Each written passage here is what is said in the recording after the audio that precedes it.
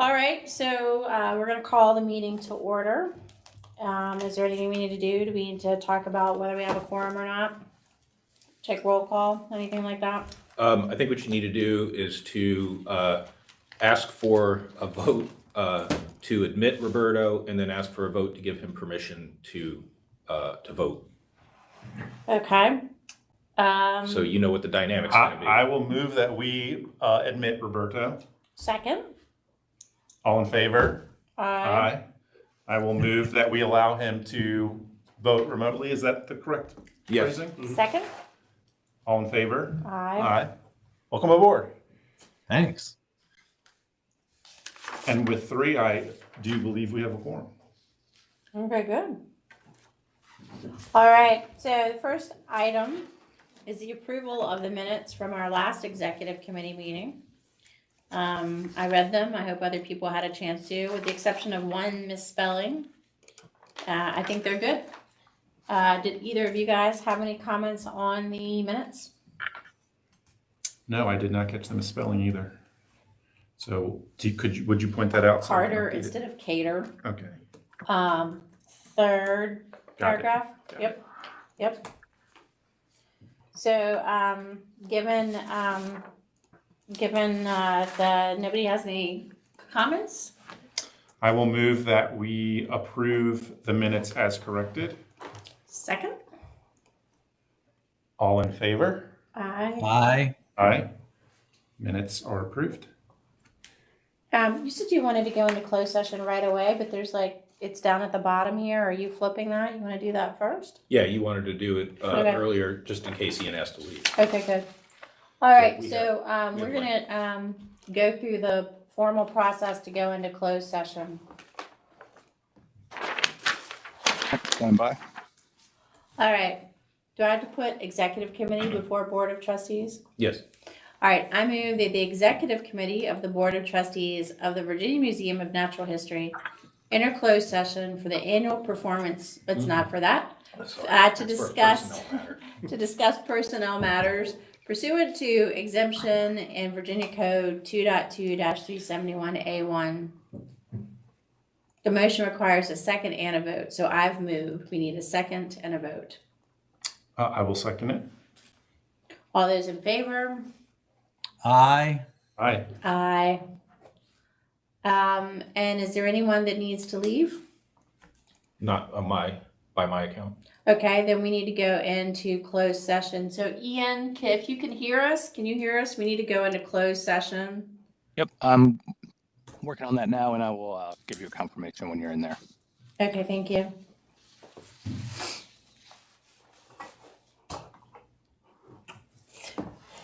There's, I don't know if you want snacks, but there's snacks. Thank you. They look wonderful. Okay.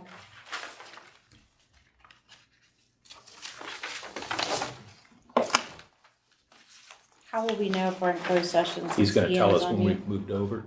I don't remember if it showed this. Let me see. Breakout has started, so we should be in a room that no one can listen to. Should I join it? He was gonna come back by, I think, Yeah. person too. I mean, Yeah, join now.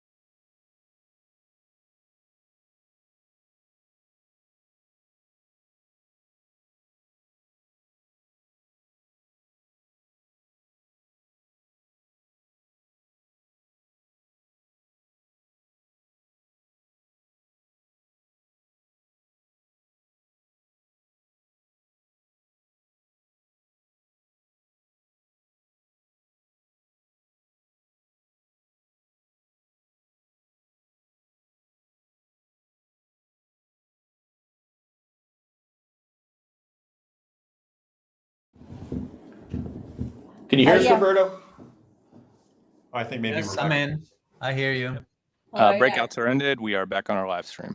Okay. All right, so whereas the Board of the Trustees of the Virginia Museum of Natural, or the Executive Committee of the Board of Trustees of the Virginia Museum of Natural History convened a closed meeting on this date pursuant to an affirmative recorded vote in accordance with the provisions of the Virginia Freedom of Information Act. And whereas Virginia Code 2.2-3712 requires a certification by this Executive Committee of the Board that such closed meeting is conducted in conformity with Virginia law, now be resolved, but the Executive Committee of the Board of Trustees of the Virginia Museum of Natural History hereby certifies that, to the best of each member's knowledge, only public business matters lawfully exempted from open meeting requirements under Virginia law, and only such public business matters as were identified in the motion by which the closed meeting was convened were heard, discussed, or considered in the closed meeting of the Executive Committee of the Board of Trustees of the Virginia Museum of Natural History.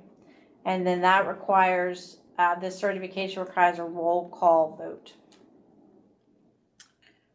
Okay, Roberto, I. Nathan, I, Lisa, Aye. passes. All right. I think that's it. I think we go back to the open board meeting, correct? That's affirmative. All right. So back to the regular executive committee agenda. Chair's report. I think most of you guys know that Gene Smith passed. We're going to have a resolution that we'll discuss tomorrow. And that is not on my staff chair's report. Do I need to add that to the chair's report for tomorrow? That staff Yes. introduction team. So Mhm. resolution for Gene. For Gene Smith. Okay. And it'd be nice if I could see that in advance so I could say some nice things about Gene. Thank you. All right. Anybody have any anything, want to say anything about Gene? I mean, he was just an awesome guy. I don't know. Was he here with us last year? Yeah, he Awesome. died over the holidays.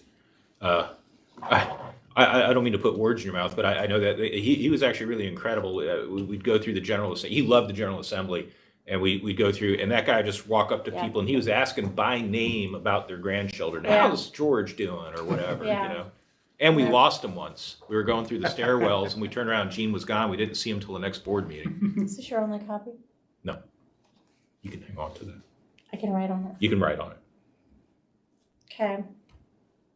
That will be a good story to tell tomorrow since we will have just come back from the General Assembly. Grandkids, people by name. Anybody else have anything I should say about Gene? Okay, I think it says in there, like, his service and everything. Right. and I'll read the resolution. Okay. The request we made to the foundation for staff report was granted. I will mention that at the meeting tomorrow as well. It was for $7,500. So now we have $7,500 for staff and professional development that we did not have before. So that is very exciting. And does staff know? Not yet. The vote would come next month. So, yeah, the executive committee, executive/finance met last Wednesday. They are enthusiastically in support of it. So it's going to be incorporated into the upcoming budget. You said vote. Who has to vote on it? The The foundation? foundation board. Oh, so I thought they approved it, but they haven't voted on it? So it'll be part of the budget that they vote on in May. So they approved it, but The- it's not official? The executive committee is bringing it to the full board as a recommendation. So the executive committee of the foundation board, Executive/finance committees, they met last week and they approved the Of the incorporation of that. foundation? Right, Of the foundation. okay, executive committee of who? And the what? executive/finance of the foundation. That's one committee? It's two separate committees, but Okay. they meet at the same time now. So, Okay, joint committee. okay, so it's not official? Correct, technically. You can It'll be say, part of the you budget. can say that it is in the draft budget for next fiscal year. That's correct. Okay, when will the money be available to use for staff for professional development? July 1st. Okay. For next fiscal year, available July 1. Okay. All right. Anybody have any questions about that? We had gone into closed session asking for that. The foundation looks like it's gonna move forward on that. That's all really good news. Okay, good. All right, in the absence of Cord, do we have a treasurer's report for the executive committee? Sure, I'll just start off if it's the usual quarterly statement. So this goes through December 31st. We're right on. You'll notice we have a number of notes. I'll let Jonathan cover any of those in particular on the, however, I'll just mention that on the revenue side, we're already through 6 months at 117% of projected budget because the price per visitor, not price per visitor, the revenue per visitor has gone up. We've seen that trend continue to grow. Related to that, we are below 2019 levels in terms of first 2 quarters attendance, but the trend is quite linear, and if you extract it out, we should be, if the trend continues, we'll be back to full attendance like we saw in 2019 by 2025.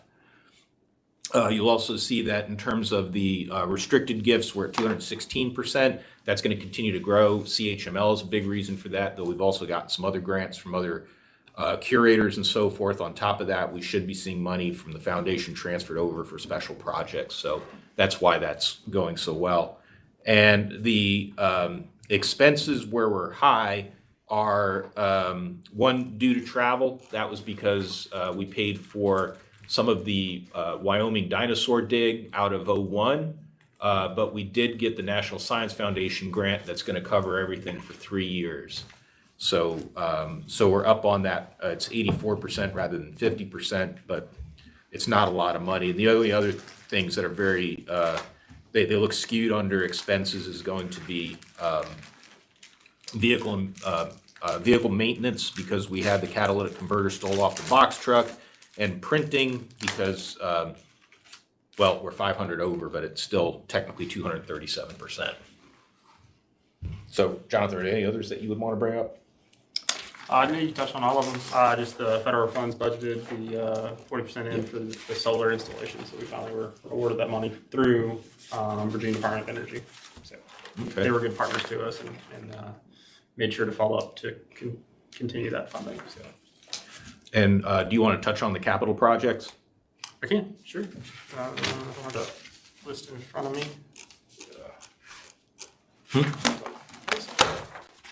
Sorry.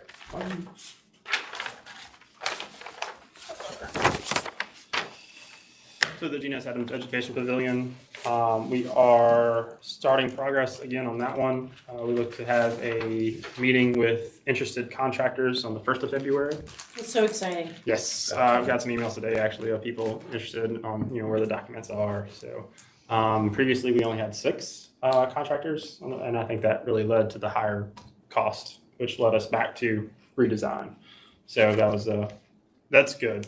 And then So we're still in a high price supply chain constraint era. say high inflationary. So if they come in high again, can we still move, can we move forward? Can move forward, yes. We would need to secure the funds for the canopy portion. We can absolutely, the project is twofold. There are the stairs to the rear of the building, which we found out are not in code with the state of Virginia. And by doing the original research to put the 3-season canopy or 2-season canopy back there. So that's a maintenance reserve funded project, which we obviously have those funds available to us. So we can kick off that portion of the project as it is an addenda to the original. So we can get started on pouring Would we concrete. have to start all over again if the bid's coming high for the other? We could either redesign, or there is a chance that we could ask for additional funding. It's entirely possible they'll be high again. Yeah, we're prepared for that, and so I want to see what those numbers look like. I'm going to see what we have available to us via maintenance reserve and VMH Foundation, and then see what we would be short if we are short. And then from that, I think we can develop a roadmap, which it would simply delay construction, but we might have to get another gift to cover the added expenses that we didn't have back in pre-pandemic times. Okay. What about the Sorry. stairs is in code? They're not wide enough for the capacity of the building. They never were. Right.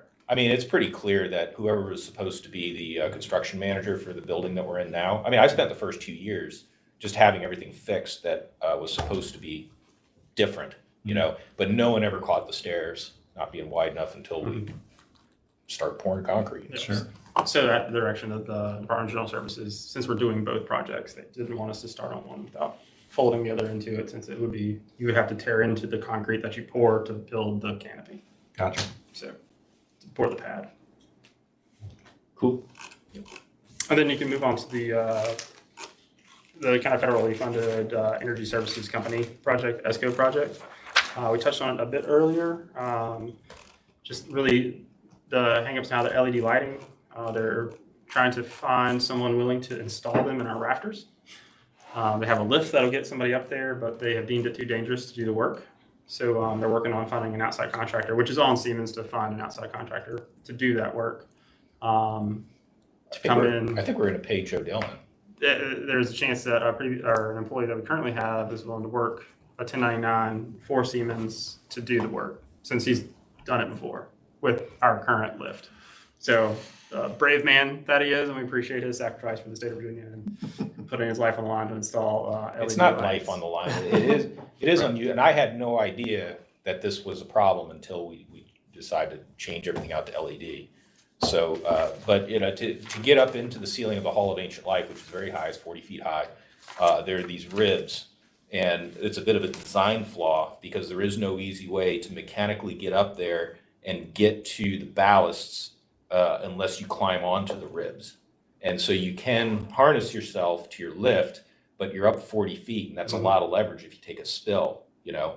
And so I'm concerned about someone falling and taking the lift down with them, you know. So our solution is to find a guy that will take the risk, or Yeah. to have something other done? How'd they get them up there in the first place? They put them in first and they put the ribs in. Yeah, okay. Yeah, so they're reinstalling them. But I mean, The lift, is he gonna be safe? so the specialized lift should guarantee his safety. Okay. Yeah, we have a different lift rather than our own. Yes. Okay, There's an okay. outside And lift. he'll that- have a harness and all that? Yes. Yes, Okay. it's parked in front of the building right now. It's Yeah. giant. So that is supposed to be made it safe and to code for the Okay. installation. Okay. So you're not doing anything outside of code for It's the just, Let's not have any safety incidents, Yeah. please. no, I agree. Have we noticed anybody using the chargers up front? No. Well, what people have tried. I've seen a few people out there. Yeah. There's a lady I was in the library getting some stuff, and I was like, "What is that?" Okay. Yeah. Took a picture. Can you explain to them what the problem is? So EVgo provided the state with the chargers. So the chargers came to us free of charge from the Department of Environmental Quality. The contract that the state signed through the Department of Environmental Quality did not support a payment software system. And EVgo is refusing to provide the payment processing system for their chargers. work. No, it's free. You Yeah. can charge, it's Yeah. just free. So Oh. we can charge, but we can't charge the charge. Oh. The other, So, So Well, you that's should a- go plug up real quick nutter. if you've got an EV. right. So we don't want to affect our ESCO contract by giving away free electricity, because Siemens is on the hook for any difference in the end of the year for electrical usage. So we are working diligently with Virginia Clean Cities, the Department of Environmental Quality, Virginia Department of Energy, and GreenSpot, which is a local, regional, rural provider of payment processing. And we should get a contract to the Attorney General's office sometime in the next 2 weeks. Did no one notice when this all was happening that there was no payment system associated with the chargers? Well, so in the plans that we received, there is a description of the payment processing system. There is a card reader on the actual EV charger box. There is a tap, a swipe, and There's nothing that would indicate it's not going to work. Right. and even with the documentation of the chargers, there was the EVgo payment, because EVgo is known for their payment processing. It's not actually their chargers. They bought them from DC. There's a manufacturer that they buy the chargers from to supply to the agencies, and then they do the financial payment processing. That's where they make their money. So there was nothing to indicate that we would not have, and I've received some apologies from a couple agencies. But And on top of that, the end of what you plug into the car is not compatible with any car. So they were also going to, So you know what a Tesla plug looks like? Looks like a thing with a couple of prongs in it, right? This thing looks like about this big. It doesn't work. So what has to happen is the state's going to fix it by putting adapters on the end of our plugs, and they'll have little locks on it so people can't take them off. But it'll be an appropriate universal adapter that you can put a Tesla Jimmy onto, or a Chevy thing, or whatever, and then you can plug your car into it. You never really know what you're getting into until you get into it. Okay. everything else is going pretty well. The ESCO project, solar is producing for us.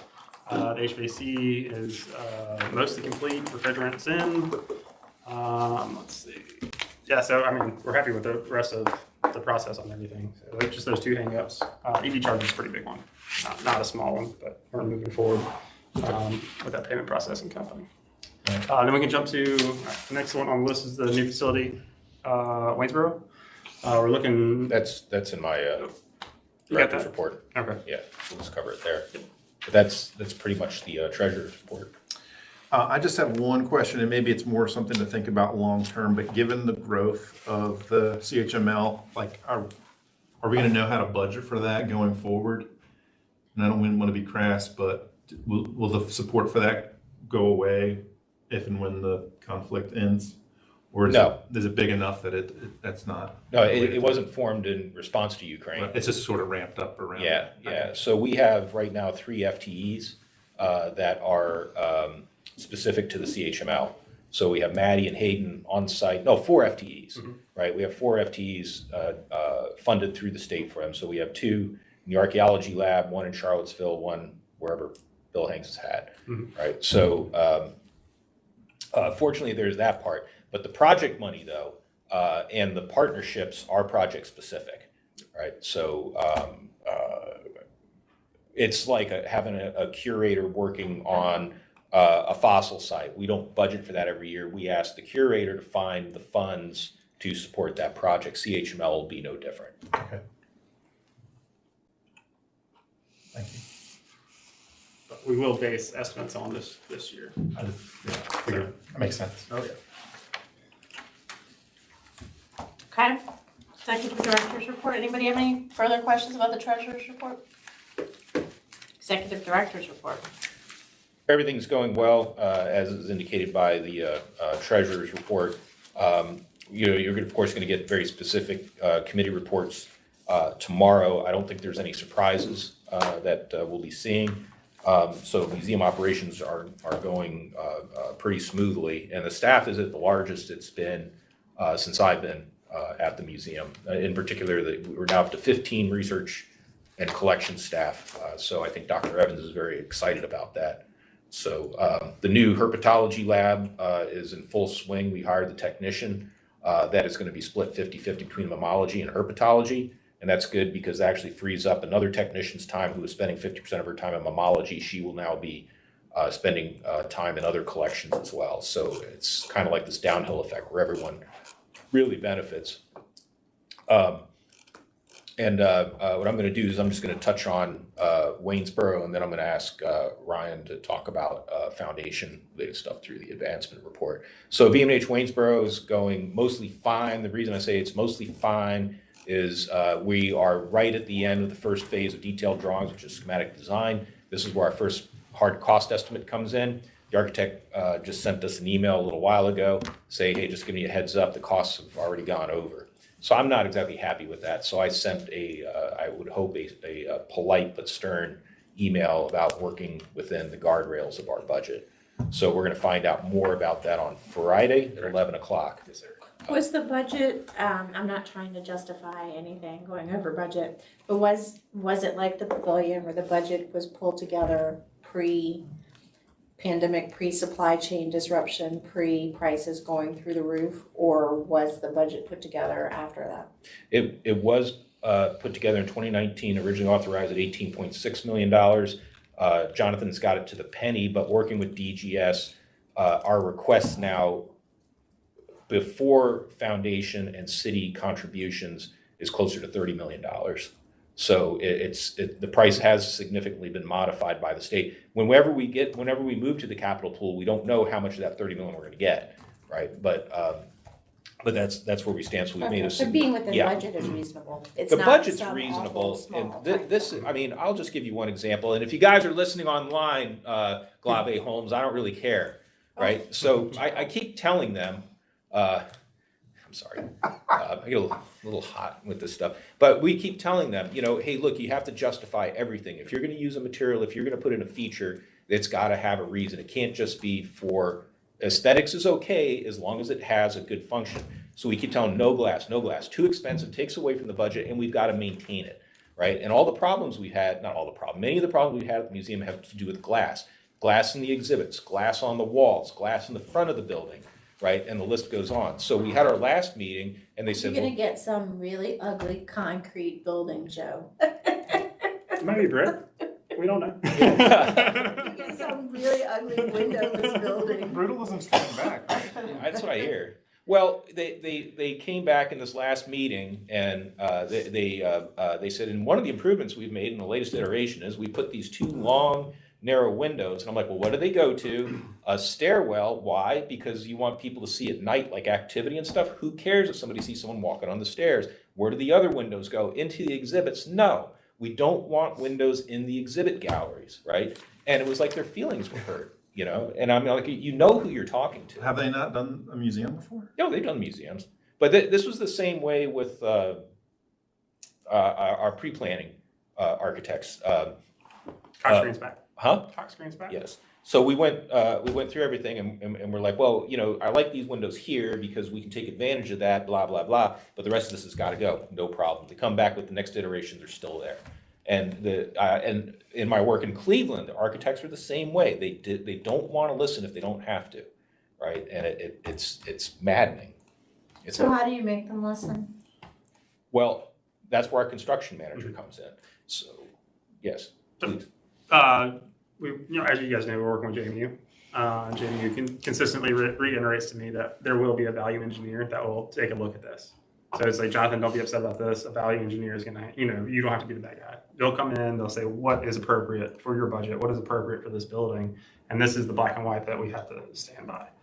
Now, I can't believe somebody who works with you wouldn't take out windows if you've told them twice to take out windows. That's hard for me to understand. Well, I'm not surprised because of what we experienced in the past, but it just still is no less maddening. So You're but just critiquing their vision, you know? They want to have their signature out there in public. they want to have their signature, but they also want to build us a $40 million project. So that way, when we value engineer, we get as close to our maximum price as possible so they maximize their profit. They are not in this to high five at the end. Hey, we kept close to that 18.6 million prior to pandemic. That does nothing for their bottom line, right? But at the same time, too, we keep reiterating we are going to be responsible stewards of every dollar the Commonwealth gives us and donors give us and so forth.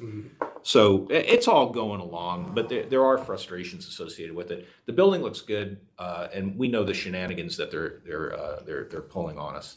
So I think we're doing our part.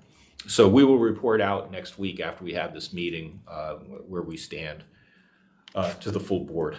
And we've already talked about the Genus Adams Education Pavilion. So that is essentially my report. One thing I forgot to add in here. I did send out invitations and I'm waiting for full responses from everyone for the AAM Reaccreditation Committee, ad hoc committee.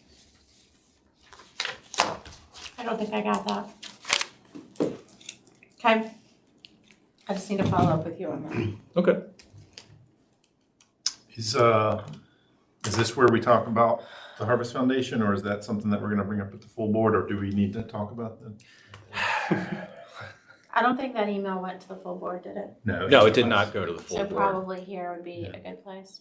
Well, I mean, I'm not shy about this either. So, I mean, I will say there's just a general level of historic frustration on my part with Deb and Roberto. The Harvest Foundation is something like a $400 million foundation specific to Martinsville, Henry County, incredibly wealthy, long history of boondoggles, and a history of doing things that are good for the community, right? So we have not done well getting a lot, like they gave us 20% of the cost of the pavilion as it was budgeted several years ago, right? Which is good. That's good. Yeah, that's good. It's a whopping chunk of their budget. I've kind of half given up on them, but Ryan came to me and said, hey, they've got the small grant program, $20,000 at a pop, and the goal is you implement a program within 90 days, and it's to the benefit of the community. We've done really well with, we had Hooker Furniture sponsor the Museums for All program, which is for SNAP benefits users. So, and we've gone through the stats. Our number of SNAP benefits users getting into the museum for free has gone up since that. And at our Halloween program, we had over 1,000 visitors take advantage of those benefits. And so Ryan thought, rightly so, I think, wouldn't it be great if we use that to kind of bolster our offerings and advertise it heavily to the community so people know that this is available? Am I getting all that right, Ryan? I don't want to put words in your mouth. And so Ryan got the response. With this version of their grant program, it's staff driven. So this is not at the level where it goes to the full board. So initial meeting with the program officer, she was very complimentary, very few questions, just very, very confident, I think was a perception.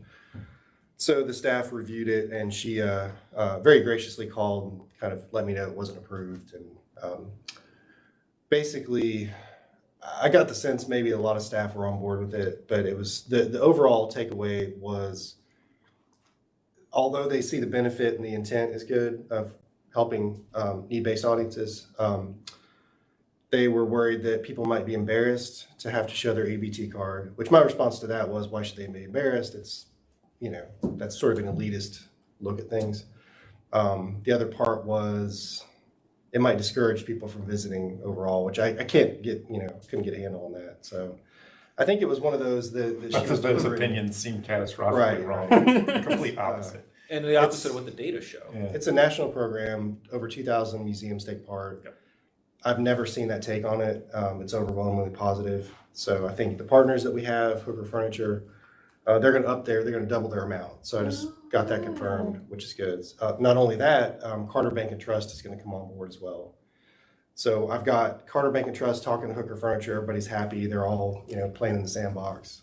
So it's at the same time Harvest turned it down. We've got other partners coming on board. Is the bigger issue trying to have the board or the foundation board establish some sort of relationship with the decision makers over there, or is that even worth it? Or do we already have one? It's a pretty stringent process. So as for this process, it's staff only, but for a full proposal, it goes through the staff and it's filtered before the board sees it. They've got a very specific, and reaching out to the board directly is discouraged. I see. Not allowed. But I guess the question is, do we know anybody on the Harvest Foundation board? Is there any overlap between anybody on Historically, that board? I don't know at this very moment, but historically, like for instance, Monica Monday, who's our former Research and Collections Committee chair, she served on the Harvest Foundation board at the same time too. David, your former boss, David Stone served on the foundation board, et cetera. It seems like we just can't make any headway with them. I mean, I know the racetrack quadruples the population size of Martinsville twice a year. I get it, right? I'm not trying to step on toes there.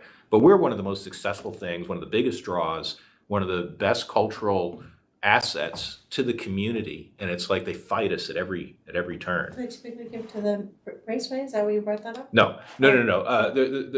When I say we're the best organization around, I firmly believe that, but I've got to give a tip of the hat to the racetrack. Yeah. Because they bring in lots of revenue to the community. Did they announce the awards? Are you able to sort of compare what was turned down to what was actually awarded? They will announce these grants. They use usually a press release that goes with it. So I don't know. I was venting. I was venting when I emailed you. Totally get it. I was just going, Did we get this turned down, the reasons for this turn down in writing from them? Yes, we did, Roberto. I'd be happy to share that with anyone. No. And they were, those were the specific reasons that they cited about why they turned us down. That is correct.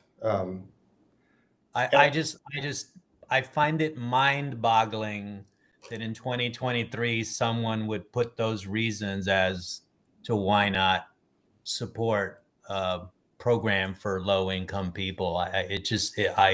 I don't even know how to respond at this point. I think that was our takeaway as well. And I think it's especially confusing for those of us that work at festivals. We talk to people that come in, we hear directly from them. So being on the ground, kind of on the front line of it, we see the benefit, the impact.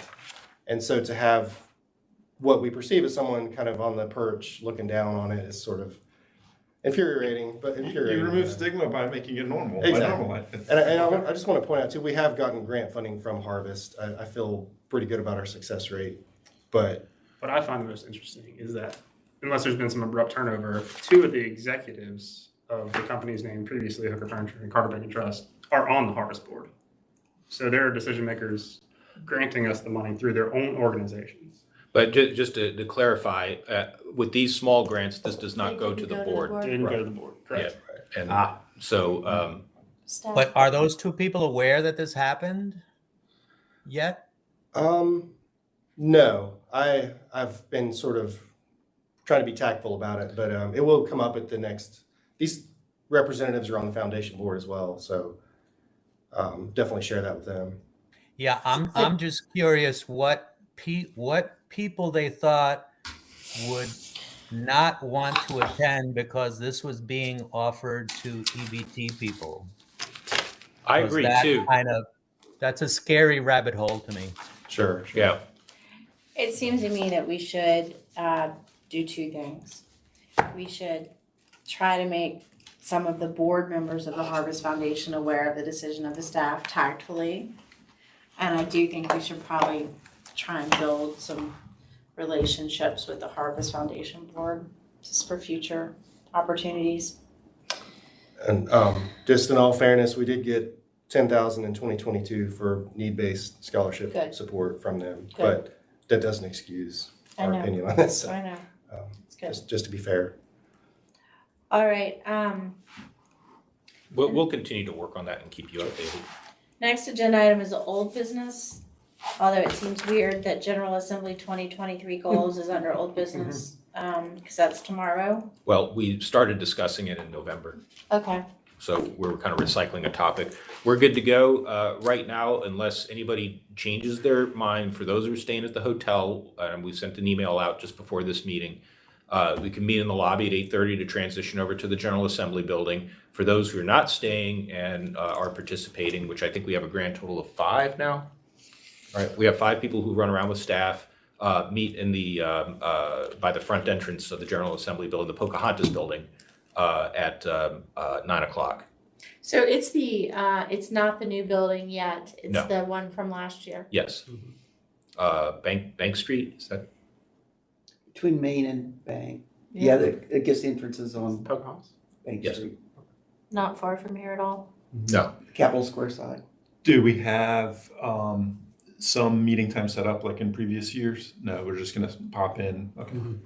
Yeah, so we have a leave behind for each office. We have 3 teams designated, assuming we get 100% participation with people who said they'd be able to come. Jennifer, unfortunately, of course, had to bail out because of the flu. But we still have the 3 teams, and we have lists of what offices to go to and so forth. So I believe Mary Zell set it up looking at what trustees are attending so that they can go to their delegates and senators' offices. She did a good job last year. I'll give her that. Yeah, yeah. It's very, one first year zigging and zagging last year, just going in a line. Mm-hmm. Anybody have anything else in the General Assembly? So the policies have been updated so we can have electronic meetings. I think that will be wonderful news to many members of the board who do not live in Martinsville. We're going to discuss those in detail tomorrow. I don't know if you want to give a preview of them, Joe. Or... Yeah, I think we talked about That is an agenda item for tomorrow, right?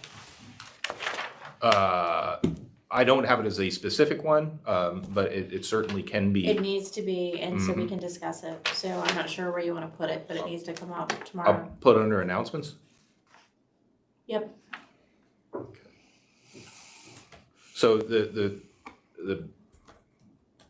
preview of that is that we do have a draft electronic communication policy, but it does not take into account the latest iteration of electronic communication guidelines, which the most important of which that will impact the board is committees, and the full board can meet if you're 100% electronic. So in other words, you can't have like a few people in one place and everyone else dial in. It has to be 100% electronic.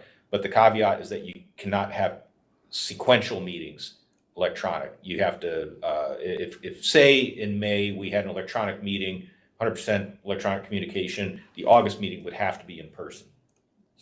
So I will update the electronic communication policy and provide that along with the CHML verbiage as well. For voting in May. Mhm. Okay, good. And we'll have to decide if there's a meeting we think that would be good virtual. Like a strategic kind of thing. No. Mhm. Any questions on that? I think it's a good move by the state. It just makes so much sense. So much sense. Well, I'll just ask, do we have a good sense that we will have a quorum tomorrow? Yes. Okay. Even with Lisa's absence, we had more than enough for a quorum to start with. Sorry, did I say Lisa or Jennifer? With Jennifer's absence, Jennifer was when it came down with the Gotcha. Joe, the electronic meeting policy, will that also embrace the reason for remote participation for members who live more than 60 miles away? Yes. Okay. So thank you for bringing. I did forget that, but Roberto, for you, it's going to be particularly pertinent because it's set up with the new policies that if you live 60 or more miles away from the meeting location, you do not have to give a reason for your absence. So in other words, you will not have an absence if, and it has to be your primary address that you live at. And that's for non-virtual meetings. Yes, that's Yes. for Yes. me, the Regular meeting. quorum physically present in one location. But whereas we previously have had you could, if you were ill, right, for medical reason, or for personal reasons, but that one was capped. Mhm. This one, the distance requirement has no cap. We do want to see you though occasionally, Roberto. You don't get the swag if you are remote, right? Just looking to see if I need to move. Just that's a good one. Yeah, because you're pretty close. Like right on the line. Yeah. Way more than 60, and from Urbana to Martinsville, it's like really far. All right, any additional announcements or items for discussion?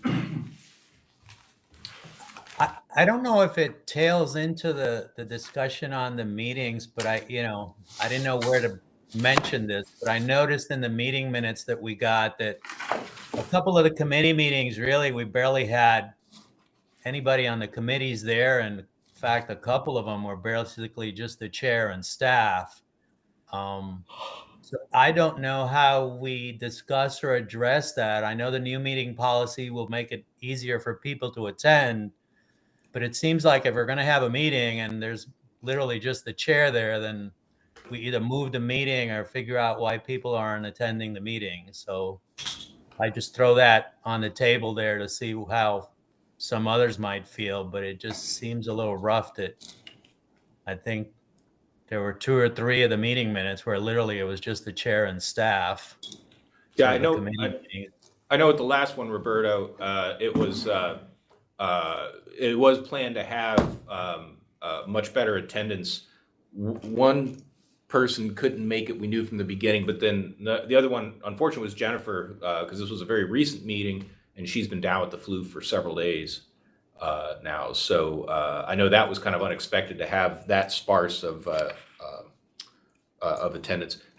Nathan, how was the, are you still in education? Yeah. Yeah, how was the virtual meeting? I think we had at least 2 or 3 folks on there. Yeah. Emma was there, Kunda showed up. Right. Yeah, I think we were good. Yeah. So I think that's evidence that you're 100% right, Roberto, that some of these electronic requirements and the non-sequential 100% electronic participation policies will begin to address that.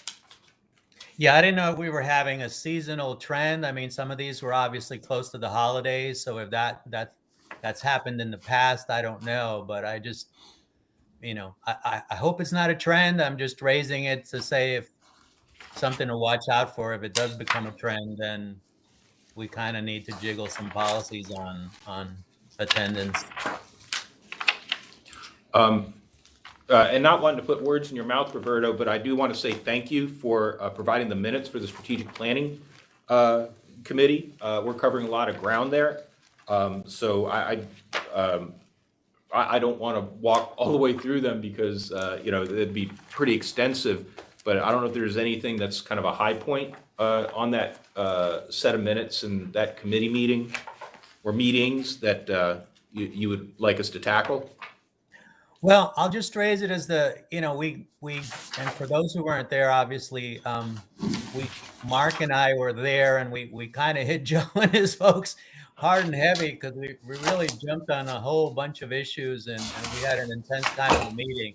The biggest takeaway, I think, the immediate one is going forward for next year's meeting of this type with the legislature is the fact that we thought the annual report that's supposed to be done by the board could be a strategic leave behind. In the past, it's kind of just been numbers, but as we move forward, this could be something that gives us a voice on the record of where the museum is and what our needs are and what we really want from the legislature. So I don't know if we want to delve into that further tomorrow or in some other meeting, but there's an opportunity that we thought that the annual report could be a more of a strategic asset than it has been in the past. That's probably the biggest high point from the points that we brought up, and you'll see the other ones in the meeting minutes. Well, to that end, one thing I did want to bring up was Mark was very kind to provide a template in which we could plug data into that shows how the museum's strategic plan is well aligned with the Code of Virginia and the original purposes of VMNH. And so we went through the exercise in-house to see, hey, how close are we paralleling? Because honestly, while we kept it in mind, it wasn't a guiding star, maybe the way it should have been.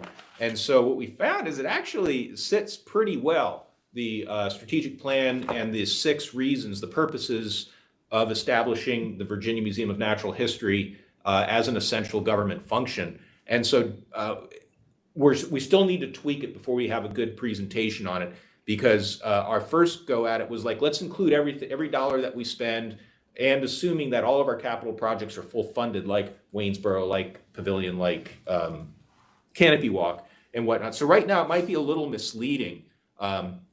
But it is and it isn't, because when you look at investigating, preserving, and exhibit elements of natural history, that's many of our strategic initiatives. And between 2020 and 2025, assuming we do have full funding for our capital projects, that's a $47 million expenditure out of a grand total, with spending the money multiple times on different areas of the code, if that makes sense. In other words, expenditure on the 4 research centers actually touches 5 of the reasons that we exist, right? So you're spending money on that 5 times is the way we count. But out of maybe a $115 million kind of budget, if you look at it that, we're spending $47 million to over 5 years to investigate, preserve, and exhibit elements of natural history. I mean, I think that's pretty good, considering that we get a $3 or so million a year annual appropriation. So I think that when we tweak this and get it right, so it's illustrative of what we do, I think it's Mark's kind of hit on something that can be part of this annual report and can be a strategic leave behind, so we can tell a General Assembly person, and I think this is better told at the home office if we can do that, if we can get better at that with all of this meeting with our delegates and senators in their home offices so you all can advocate for the museum. That we're basically showing that we are aligning our budget with our strategic plan with the Code of Virginia, if that makes sense. Yeah, if we do the calendars right, for those of us that can attend, we would be able to send this to our legislatures before they go down there, because obviously once they're there, they're getting bombarded left and right and people following them into the bathrooms and whatnot. But if we prepare them beforehand and kind of grease the skids with some of their legislative aids before they get there, we probably have a higher likelihood of getting some level of exposure, before the beehive gets hit and they're down there getting, hit from all sides. It is entirely possible to meet with legislators off season, out of session. Oh, And yeah. You get more time and have a better Yep. conversation. We as staff can't advocate for things, but we can provide information, so we do get with our local ones that Martinsville includes with, and they listen politely. It's kind of funny, some of the reactions, what they find important, so, and we kind of learn from that, so. Anything else, Roberto? No, I think most of the stuff was in the minutes, and thanks for listening. I read all those minutes, and I asked Joe about 50,000 questions before we started the meetings, and I did not even look at the attendance at the top. I just went straight to the substance. So I appreciate you bringing up the attendance. When I look back, looks like the facilities meetings were pretty poorly attended, and then a couple of others. So I think that is something we really need to keep an eye on. So appreciate you looking at that. All right, does anybody have anything else? Any other topics before we close the meeting? I have been called to a meeting tomorrow afternoon at 4:00 with the governor's office. My guess is they outrank you for that purpose, not in my heart. So we can consider if there's any need for me to send anybody else. I mean, I've got my cell phone, you're welcome to reach me, but I mean, you guys have your act pretty well together, but if there's something I can do to assist or you need somebody else to cover, please let me know. I don't think we have any plans to go into closed session No. or anything tomorrow, so it should be a pretty normal meeting. Okay. Tell the governor we sacrificed for him. And we need some funds for Waysboro. I'm actually the one making the sacrifice. All right. Well, with that, I think we will call this meeting, close this meeting. So thank you, everybody, for attendance, especially after work. I know it's been long days, especially for those of you that had to drive. So see you, everybody, in the morning. Yep, and thank you, Roberto. We'll see you tomorrow afternoon. Okay, thanks.